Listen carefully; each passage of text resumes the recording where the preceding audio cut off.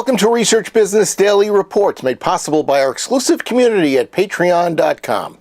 Please, if you are a regular viewer, do visit patreon.com/RBDR and join us. I'm Bob Lederer. You know, if there's one thing, unfortunately, that has been consistent in the research industry for a very long time, it's the continuing plummeting of respondent participation. It's been on a downward slope for decades, and fears abound that, well, it could get worse, although it's hard to see how. And that gave added meaning to comments from Innovate Market Research Chief Research Officer Lisa Wilding Brown that she put out about trends in market research for women in research. Brown's attention was riveted on mobile and its potential, quote, to improve participant experience. We can't, she said, help but confront a looming issue. The footprint of people willing to take surveys is shrinking.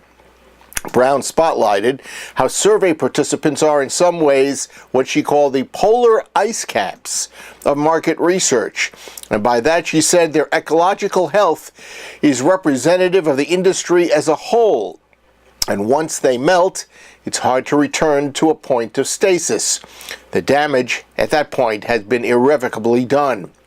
So, she added, for the health and future of our market research ecosystem, it's imperative that we make sure that participants are satisfied with their survey experience.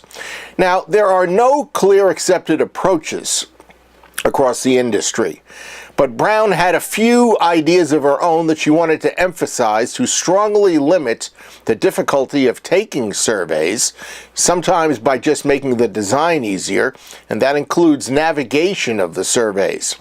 Providing each potential respondent a platform of choice also must have an eye on fully engaging them and even exciting them.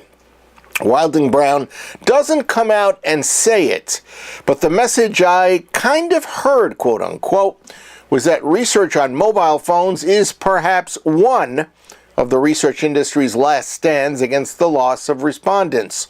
And she admitted that, quote, a united shift across the research food chain is still on the horizon. That's not really good news, although there is potential there. Unless you are a glass half full person, you might not be all that enthused.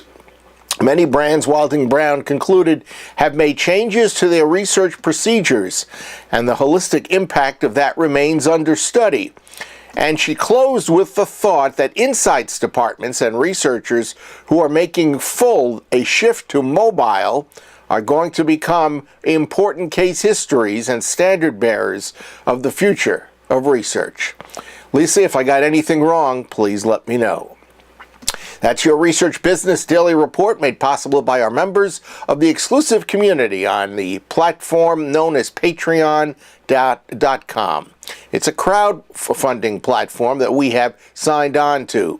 And we want to thank our current patrons because they recognize the value of RBDR and they're willing to put themselves behind its continuing efforts. If you are interested in joining our community, and again, if you are regularly viewing us or just even opening our emails, I can't see why you wouldn't be interested in this, you should become a patron and also gain the exclusive RBDR perks and services from being a member. All you have to do is visit patreon.com/RBDR and sign on. We will be deeply appreciative. Have a great research day, and we'll see you back here tomorrow.